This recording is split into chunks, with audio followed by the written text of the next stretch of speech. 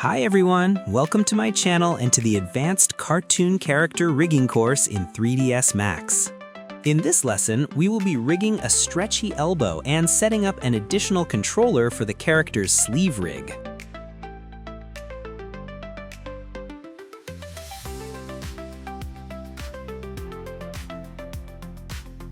But before we start, let's fix one small issue. If you bend the arm and start rotating it along the Y-axis, you might notice that the Flexi-Line bones parented to the shoulder are moving jitterily. It's easy to fix. Select the exposed TM attached to the forearm bone, and in the Euler Order rollout, change the X order to ZYX. After that, everything will work correctly.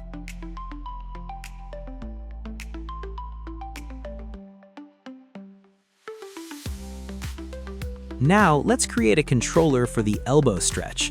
I have one free controller left in my scene that isn't parented to anything, so I'll use that. If you don't have one, don't worry, just create a new one. Use Alt-A to align it to the forearm bone.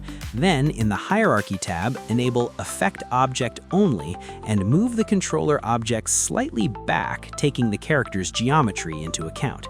This way, the pivot will stay at the forearm level. Finally, let's rename it.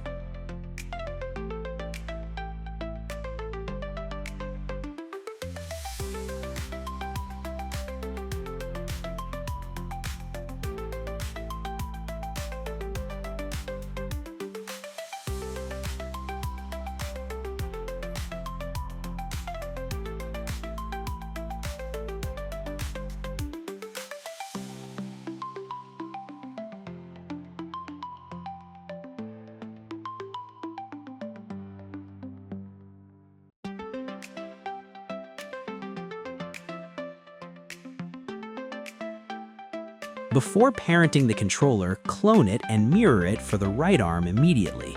This ensures both controllers are at the same level, so we won't have to adjust them manually.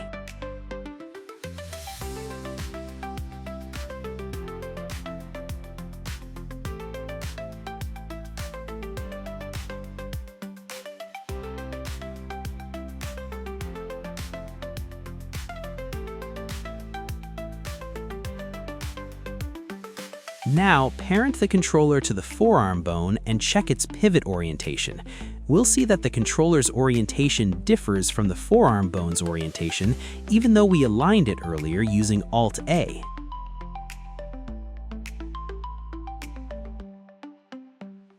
To make the controller's pivot match the forearm bone, go to the Utilities tab and in the Reset XForm menu, click Reset Selected. Then in the Collapse tab, click Collapse Selected.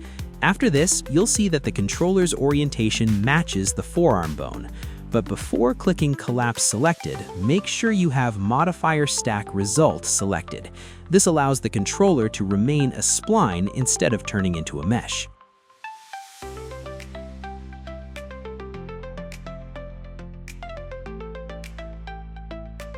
Create a group for the elbow controller, then open it. Align this group's pivot to the forearm bone using Alt-A and ensure it matches the controller's pivot. After that, select both the controller and the group and apply Freeze Transform to zero out their transformations.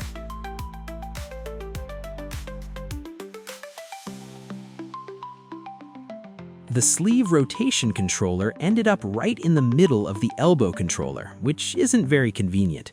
Select it and, making sure you're in local mode, move it slightly back, then apply Freeze Transform again.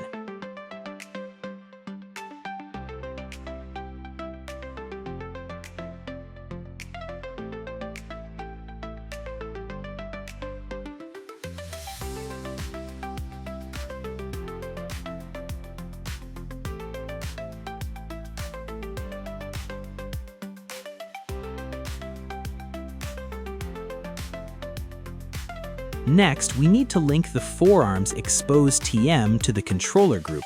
Use wire parameters for this. Map local Euler Z to the group's Z-axis, add *0.5 to the formula, and confirm the link with the Connect button.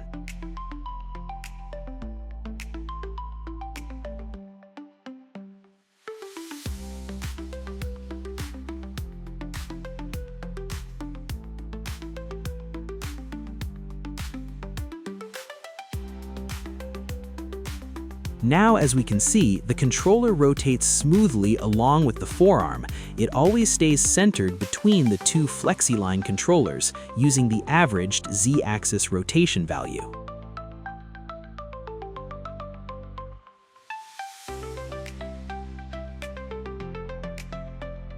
It's time to link the elbow controller to the Flexi-Line controllers. Let's start with the one parented to the forearm. Make the previously hidden Flexi-Line elements visible, then select the required controller and apply a position constraint to it.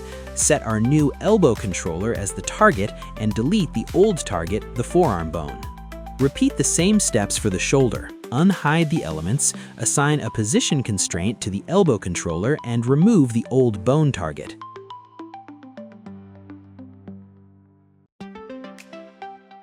Let's test the result.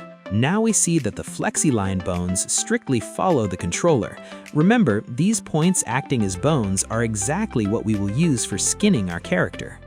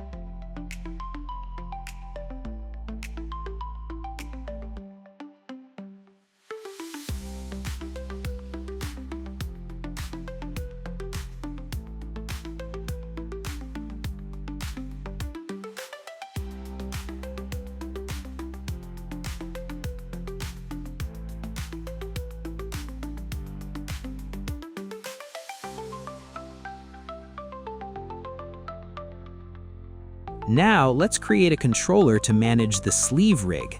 I also have a free controller left from previous lessons that isn't parented to anything, so I'll use that. If you don't have one, don't worry, just create a new one. Use Alt-A to align it to the forearm bone. Then, in the Hierarchy tab, enable Effect Object Only and move the controller object slightly back, taking the character's geometry into account. This way, the pivot will stay at the forearm level. Finally, let's rename it.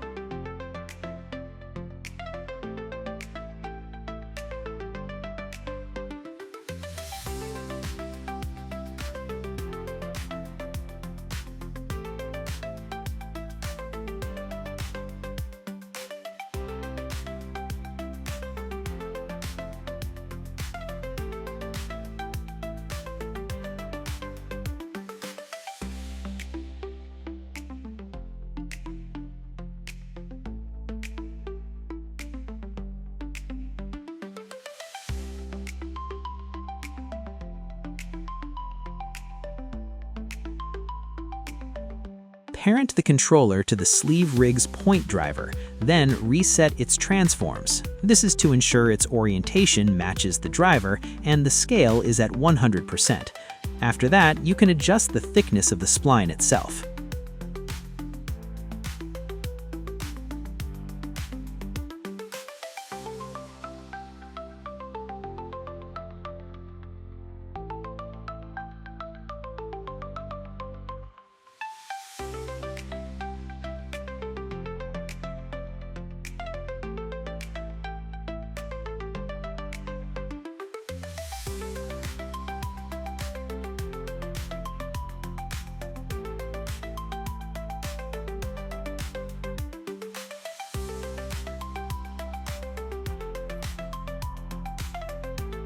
Create a group for the controller, then open it.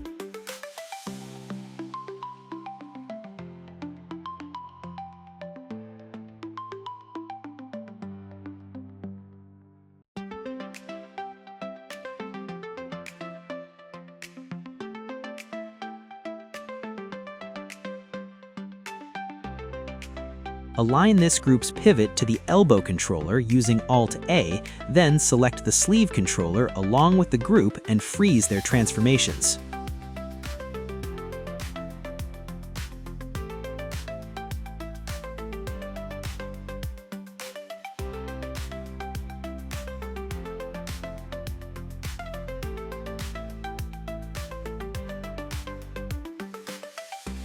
Select the group and assign a position constraint to it, choosing the elbow controller as the target.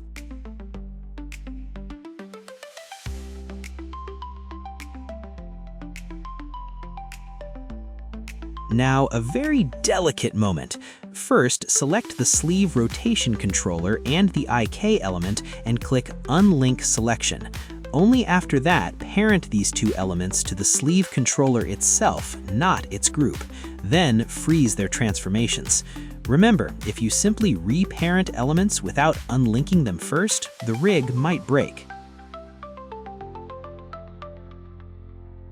Let's test the result. Now we see that the sleeve controller follows the overall arm stretch and can also be controlled independently.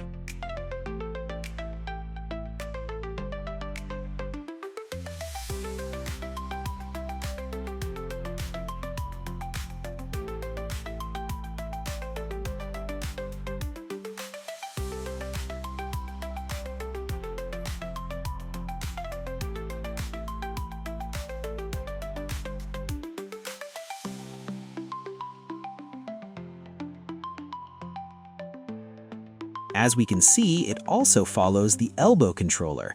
It might seem like a subtle detail, but we've just bridged the gap between the sleeve and the stretchy elbow while maintaining independent control for the sleeve controller. Well, all that's left is to clean up the scene and wrap up this lesson. But before that, I want to mention that I'll leave the right side for your own independent study. The steps are identical except for one thing. The up node points we use to align the Flexi-Line via look-at constraint should be moved forward instead of backward, as we did for the left arm. The main thing is to make sure the up vector points are always facing up. That's all for today, friends. In the next video, we'll work on rigging the fingers. Don't forget to like and subscribe. See you in the next lesson. Bye.